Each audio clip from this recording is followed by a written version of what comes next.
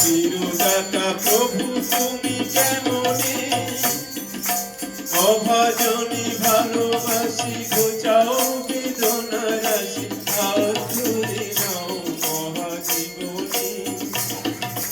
চিরদাতা প্রভু তুমি কেমনে, অভাজনী ভালোবাসি ঘোচাও বেদনা রাশি, হাত ধরে নাও মহাজীবনী।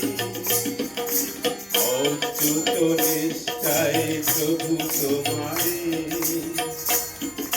বাঁধিয়া রাখিব হিয়া মাঝারে। অচ্যুত নিষ্ঠায় প্রভু তোমারে, বাঁধিয়া রাখিব হিয়া মাঝারে। ভক্তির প্রেম অসুমিরে, ধুয়ে দেব রাত করব তোমার, তুমি বিনা সেবা হবো আছি আমার, তুমি বিনা সেবা হবো আছি আমার, তুমি বিনা সেবা হবো আছি আমার।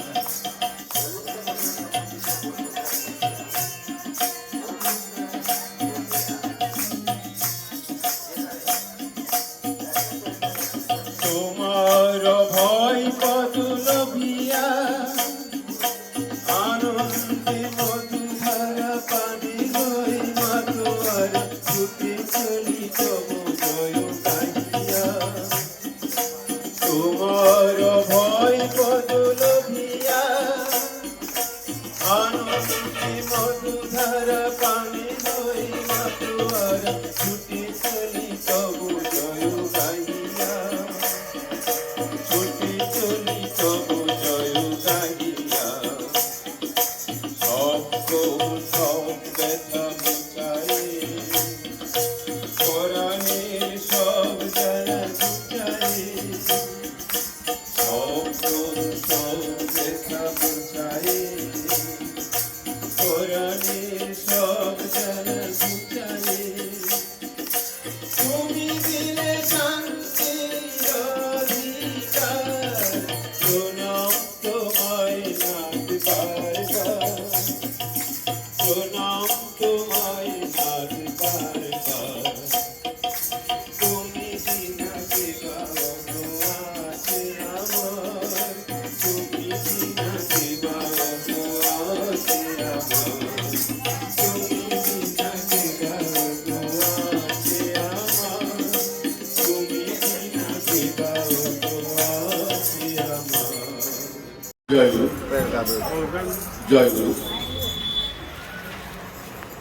পরম প্রেমময় শ্রী ঠাকুর চন্দ্র রাঙা রাহুল চন্দ্র প্রণাম জানাই, জগৎ জননী পরমার চরণে প্রণাম জানাই, বরদার চরণে প্রণাম জানাই, আচার্যের চরণে এবং উপস্থিত পাণ্ডাধারের ঋত্বিক দাদা, যাজক, অধৈর্য এবং অন্যান্য যারা বিভিন্ন মন্দির থেকে আগত, প্রত্যেকের অন্তরের অন্তঃস্থল থেকে আমার রাগানন্দ জয় গুরু।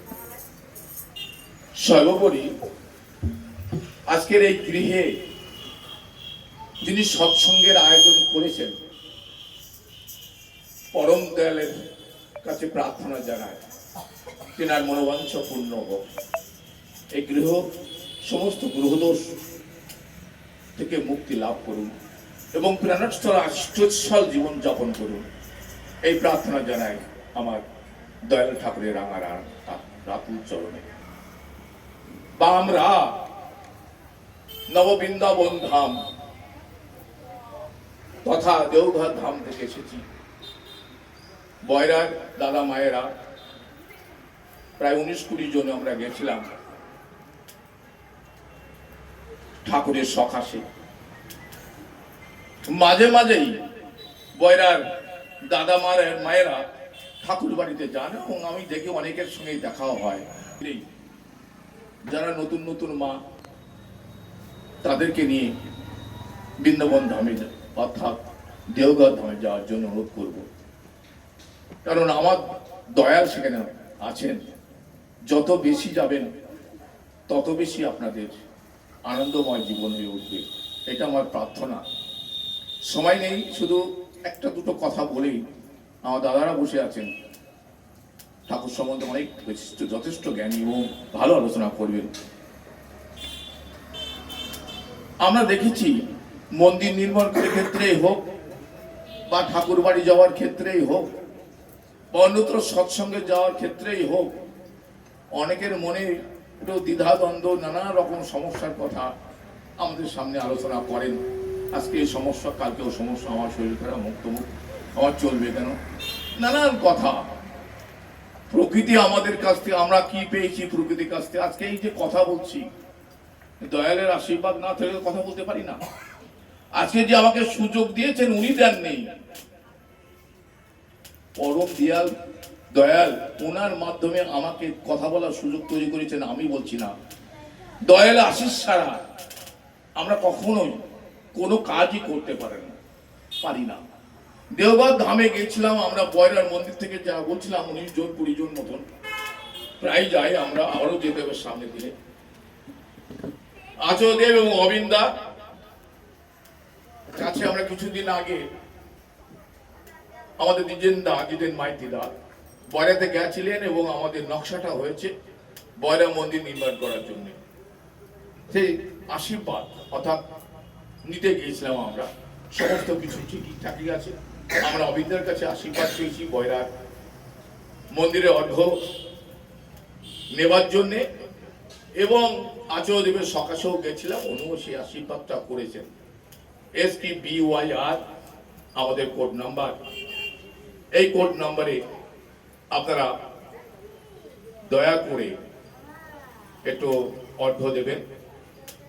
এই অর্ঘ্য শুধু বয়রা মন্দির নয়, বাঁশঘাটা মন্দির, ওদিকে বানেশ্বরেও, আমার বানেশ্বরপুর শুনছিলাম আমার অসীমবাবু, তাদেরও একটা ছোট কাজ আছে, এবং ওইদিকে ঝোপার যে মন্দির আছে, আপনারা যদি সবাই মিলে আমরা এগিয়ে এসে, সবাই আমাদের মন্দির, সমস্ত মন্দিরে আমাদের মন্দির, এই ভেবে যদি আমরা আমাদের কর্তব্য, আমাদের কাজ করে যাই, তাহলে আমার পরম পিতা নিশ্চয়ই সন্তুষ্ট হবে।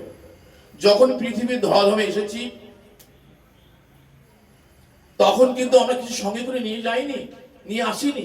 আবার যখন চলে যাব তখনও কিছু নিয়ে যাব না। যেটা এসেছি তিনার দয়ায়, যা পেয়েছি তিনার দয়ায়, তিনি যেমন চালাবেন তেমনি চলবো।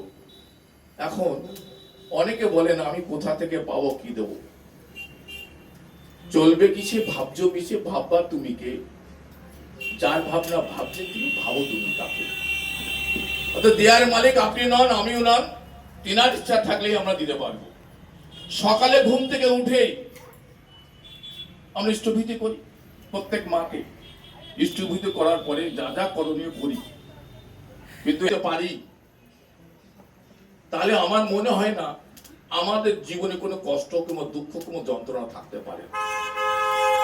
জন্মিলে মরিতে হবে, অমর সে কথা কবে। জন্মগ্রহণ করার সাথে সাথে আমাদের মৃত্যু লেখা হয়ে যায়, এবং আমরা রোগ শোক গ্রহদোষ জ্বালা যন্ত্রণা থেকে মুক্তি লাভ করার জন্য একটাই মাত্র উপায় আছে, যজন যজন ইষ্টভীতি শাস্ত্রানি সদাচার। এই নীতিগুলো যদি সঠিকভাবে পালন করতে পারি, আমার মনে হয় আমাদের কোনো দুঃখ যন্ত্রণা থাকতে পারে না। আমরা বিশ্বাস রাখি যে এই পৃথিবীতে আমরা যখন এসেছি তখন কিছু নিয়ে আসিনি, যাব তাও নিয়ে যাব না, মধ্যেখানে তিনি যা দিয়েছেন সেটাকেই আমাদের সম্বল অত পুঁজি করে ঈশ্বরের চরণে আমরা সবসময় সবকিছু সঁপে দেবো। আমি নিয়ে এসছি, আমার হয়েছে, আর তো দেবো কেন? এত টাকা দিলে আমার বাচ্চা থাকবে কি করে? এই টাকা খরচ করলে আমার বাড়ি, আমার ভবিষ্যৎ কি? আরে তোমার ভবিষ্যৎ কোথা থেকে এসছো?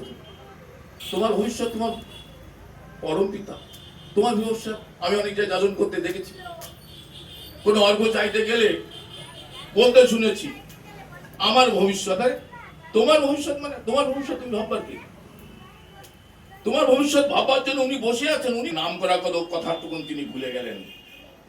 যখন এই সম্রাট শাহজাহানের মতন যখন চৈতন্য হলো, যখন সেই দ্বারা সুজা মুরাদের সে ছিন্ন মস্তক দেখতে লাগলো, চিৎকার করে উঠলো, তখন তার চৈতন্য হলো, তখন আর সময় নেই।